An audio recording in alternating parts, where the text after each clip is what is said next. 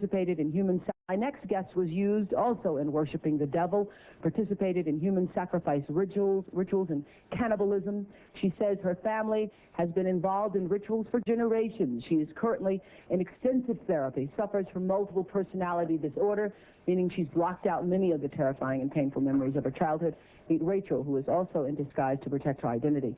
You come from generations of ritualistic abuse? Yes, my family has an extensive family tree, and they keep track of who's been involved and who hasn't been involved.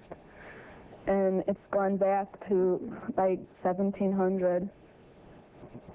And so you were... Right, I was born into a family that believes in this. And does everyone else think it's a nice Jewish family? From the outside, you appear to be a nice Jewish girl? Definitely. And you all are worshiping the devil inside the home? Right. There's other Jewish families across the country. It's not just my own family. Really?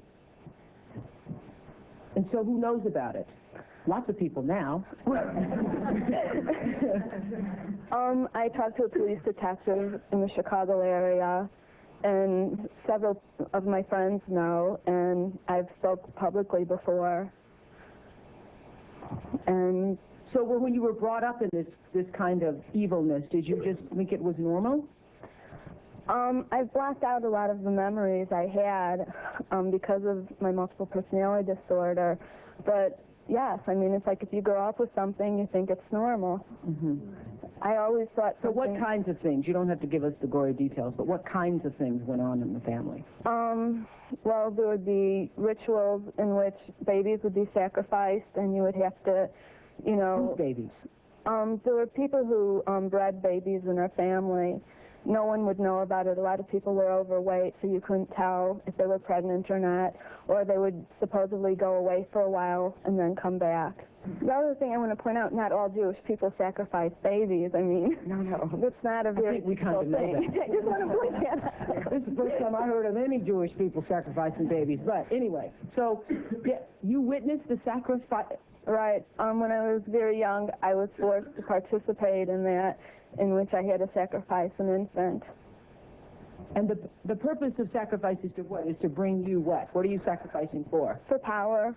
Uh-huh. Power. And so, were you ever used? Were you ever used yourself? I was molested. I was raped several times. Mm-hmm. And what's your mother doing? She's... In all of this? What's her role in all of this? I'm not exactly what her role is. I haven't, recovered all of my memories, but her family was extremely involved. Mm-hmm. She brought me to it. Mm-hmm. Both of my parents brought me to it. And where is she now? She lives in the Chicago metropolitan area. She's on the Human Relations Commission of the town that she lives in, and she's an upstanding citizen. Nobody would suspect her.